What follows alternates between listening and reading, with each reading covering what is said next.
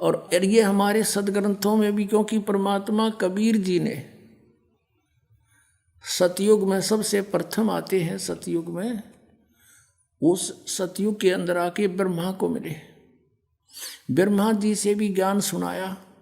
ब्रह्मा जी ने बहुत अच्छी तरह ज्ञान को समझा, प्रथम मंत्र भी ग्रहण किया, उनको केवल एक मंत्र दिया, ओम मंत्र, क्योंकि वेद पढ़ा करता, दूसरा सुने नहीं। और फिर ने सोचा था परमात्मा ने, जो ये थोड़ी बहुत मेरी बात को सुहावेंगे तो फिर सतनाम दूंगा इनको, और फिर ये ले चलूंगा सबको उल्टा। और फिर ये शिव जी के पास गए, शिव को परमात्मा ने मंत्र दिया, उसको ज्ञान सुना उन्होंने।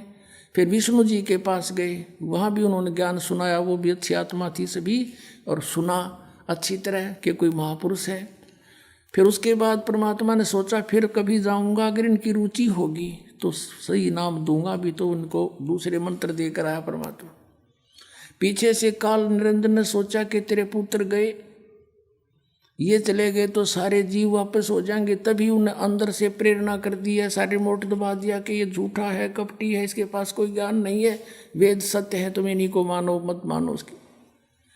दूसरी बार परमात्मा गए तो उन्होंने अरुचि दिखाई तीनों ने, तो जान गए परमात्मा कि काल आ गया इनकी बुद्धि में, अब इनकी बुद्धि में काल आ गया, अब ये नहीं मानेंगे।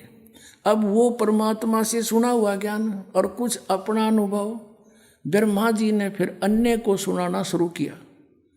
अब वो पुराणों में विद्यमान है, आपको दिखाते हैं। अब केवल यदि हम कबीर सागर से ही आपको संतुष्ट करते तो कोई नहीं मानता, न के छोड़ इन बातों में, ये तो वैसे तुक्के मारे। और अब पुराणों में विद्यमान है सारा ज्ञान। अब बुद्धिमान हिंदू समाज के बच्चे सारे शिक्षित हो गए, अब इनको यूँ स्वीकार करना पड़ा। अब सचमुच जो पुराणों में लिखा, और 600 वर्ष पहले भगवान बता गए, वो जो का तुम आज पुराणों में लिखा, जिसको ये अशिक्षित कहते थे। और परमात्मा वैसे तो वो तो अंतर्यामी है, सब भाषाओं को जानते हैं, जानबूझकर मालिक अक्सर ज्ञानहीन रहे कि कोई नू ना सोचा कबीर जी ने ये पढ़ ली होंगी, कुरान पुराण वेद पुराण पढ़ लिए होंगे। और अब इससे हम भगवान पहचान सकते हैं कि परमात्मा जिसको अज्ञानी कहते वो महाज्ञानी, सब वेदों और गीता और पुराणों को जानकार थे, वो तो परमात्मा थे। और ये संस्कृत के ज्ञाता महामंडलेश्वर विद्वान को वहाँ थे, इन्हें कख भी ना पता हमारे सिलेबस का, हमारे सदग्रंथों का पता नहीं। अब आपको दिखाते हैं, सबसे पहले देवी भागवत दिखाते हैं। अब देखिएगा, श्रीमद् देवी भागवत यानी देवी पुराण, गीता प्रेस गोरखपुर से प्रकाशित है। ये संपादक है हनुमान प्रसाद पोदार, चिमनलाल गोस्वामी। ये कहाँ से छपे हैं? प्रकाशक एवं मुद्रक हैं गीता प्रेस गोरखपुर, गोविंद भवन कार्यालय कोलकाता का संस्थान, ये यहाँ से छपा है। 123 पृष्ठ पे ये तीसरा स्कंद।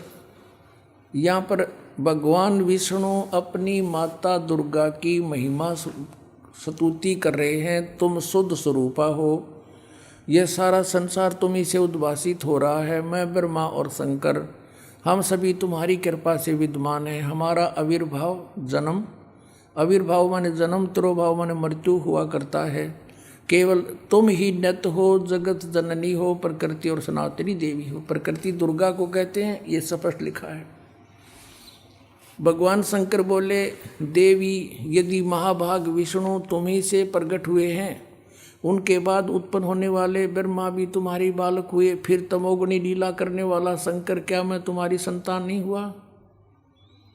अर्थात मुझे भी उत्पन्न करने वाली तुम ही हो शिवे। संपूर्ण संसार की सृष्टि करने में तुम बड़ी चतुर हो।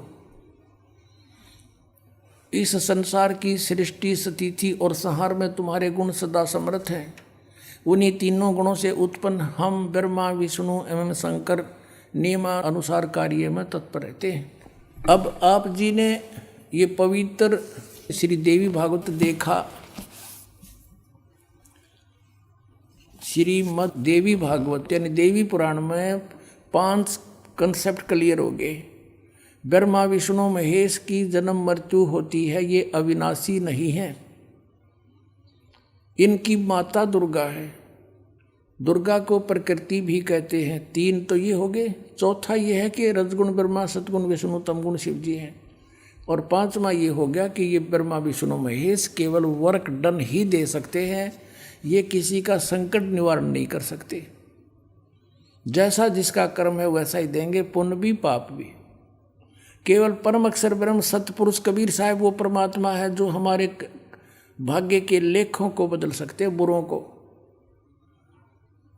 अब देखो, यदि कबीर सागर को अकेले को पढ़ा कर आपको सुनाता तो कोई विश्वास नहीं लाता। अब आपके समक्ष जो 600 वर्ष पहले भगवान बोल कर गए थे वो वचन, आज सदग्रंथों ने उनको सेकंड किया, समर्थन दिया। तो इससे पुण्यात्माओं बहुत आसान हो गया आपको भगवान को पहचानना, जिसको ये अशिक्षित अज्ञानी कहा करते थे। और इस संस्कृत भाषा के जानने वालों को हमारे पूर्वज बड़े विद्वान महापुरुष महर्षि बड़े पहुँचे हुए मानते थे। न कख नहीं पता था, सदग्रंथों को भी नहीं परिचित थे ये। आज तक हमें नहीं बता सके ये ऋषि महर्षि ब्रह्मा विष्णु महेश नाशवान है या अविनाशी है। इनके माता पिता भी हैं और सदग्रंथों में लिखे, इनकी जीवनी में लिखे, तो ये कख नहीं जाने थे। लोक वेद सुनाया करते थे।